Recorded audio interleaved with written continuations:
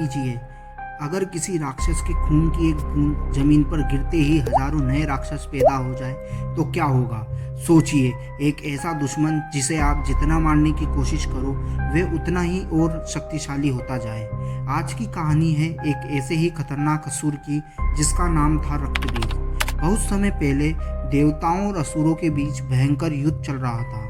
तभी युद्ध के मैदान में आया एक ऐसा असुर जिसे हराना लगभग असंभव था, क्योंकि उसे एक भयानक वरदान मिला हुआ था। उसके खून की हर बूंद से एक नया राक्षस पैदा हो जाता था। अगर उसके शरीर से खून की एक बूंद भी जमीन पर गिरती तो उसी क्षण वहाँ एक और रक्तबीज पैदा हो जाता। देवताओं ने उसे कई बार मारने की कोशिश की, लेकिन हर बार उसकी सेना और बड़ी होती जाती। धीरे धीरे पूरा युद्ध मैदान हजारों रिक्त पत्थरों से भर गया। देवता डरने लगे, क्योंकि अगर ऐसा ही चलता रहा तो पूरी सृष्टि पर हजारों असुरों का राज हो जाता। तब सभी देवता मदद के लिए पहुंचे दुर्गा के पास। देवी दुर्गा ने युद्ध का आह्वान किया।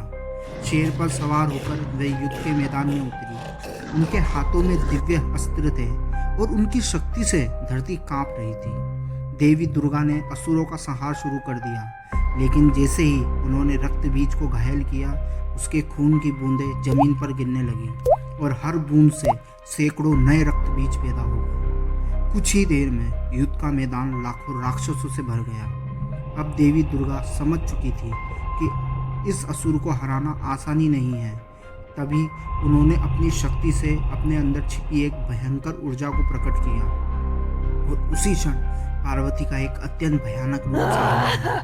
वह रूप था माँ काली का स्वरूप इतना भयानक था कि आकाश और धरती कांप उठे। उनकी आंखें अग्नि की तरह लाल थी, बाल खुले हुए थे और उनकी जीभ बाहर निकली हुई थी। उनके हाथों में भयानक अस्त्र थे और गले में असुरों की खोपड़ियों की माला। अब युद्ध का असली रूप शुरू हुआ। माँ काली ने एक अलग रणनीति अपनाई।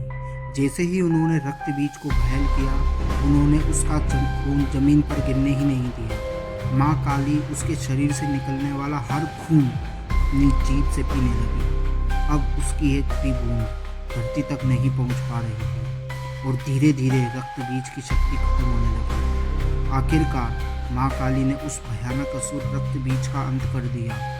पूरी सृष्टि एक बड़े खतरे से बच गई, लेकिन युद्ध का क्रोध इतना बढ़ चुका था कि माँ काली का रौद्र रूप शांत नहीं हो रहा था।